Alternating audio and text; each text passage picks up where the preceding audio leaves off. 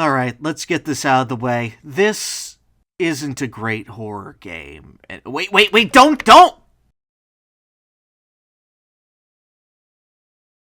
Just Monika. Just Monika. Well, now that bit's out of the way, let's go on. While Doki Doki Literature Club effectively uses the promise of something eventually happening and letting that pay off, it does play its hand a bit early with both its reputation and this disclaimer at the beginning. It feels very Cabin in the Woods-ish in that sense. Both fan bases try to guard its twists with a "they're good, I promise, just you wait."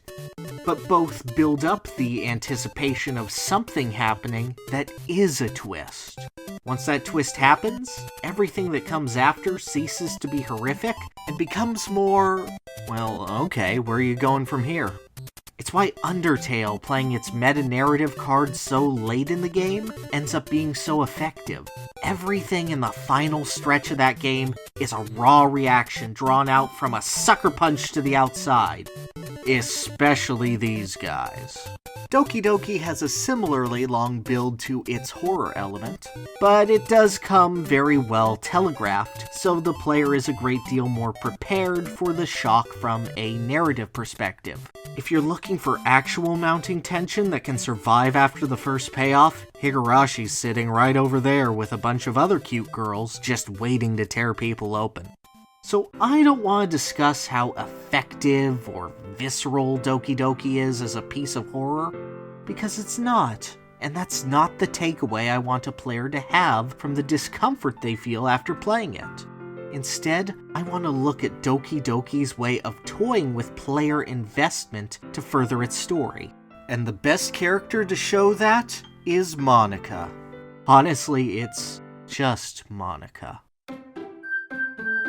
The player is actively dissuaded from interactions with Monika on their first playthrough. Speaking directly to her causes her to make mention of one of the other 3 girls in the game, having the player focus on them rather than the club president. In the single event where the player can choose Monika over the other girls, she is pressured into submission by the others, and the player is forced to choose one of the not Monikas. However, Monika shows some of the most game-like tendencies during this initial playthrough, breaking the fourth wall in very commonly seen ways like mentioning saving or making jokes about shoddy translations. The increasing frequency of her not quite right statements and increasingly stranger poetry set off warning lights in a player's head to distrust her. This, combined with the inability to directly interact with Monika, gets the player invested in seeing just what she'll do next.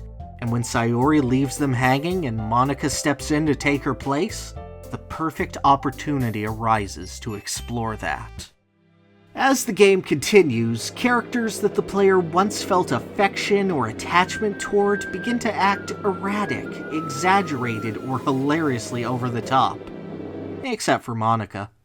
These interactions aren't so much frightening as they are moments of levity, laughing at the caricatures that the other girls have become, and the lengths that they'll go to appear undesirable. At this point, it's not a question of if Monika is doing something to the game, but when the next exciting thing she thinks of will happen next. The game ceases to be about horror or a frighteningly realistic portrayal of depression and apathy, and shifts into a pursuit of curiosity on just how far the game will break itself. This new reality completely shatters a player's suspension of disbelief, but that doesn't mean a connection can't be formed from trying to put the pieces back together. Emotional investment placed into other characters goes directly into Monika, the player egging her on by continuing to play. In a meta sense, just by continuing to read, you're encouraging her actions. You're supporting her. You're flirting with her. It's in this way that Doki Doki Literature Club gains its biggest strength: connections. The bonds that you form with the cast on the first go-through of the game are turned on their heads, laughed at, and made into a sideshow. A character that played only a cursory role and simply piqued curiosity or perhaps distrust thrusts herself into the limelight. And I feel that twisting of feelings is why Monika resonates so strongly with a lot of players. She hasn't changed the genre of the game or deconstruct the genre's tropes, so much as she changes how the player perceives how they should go about exploring their connection to the game.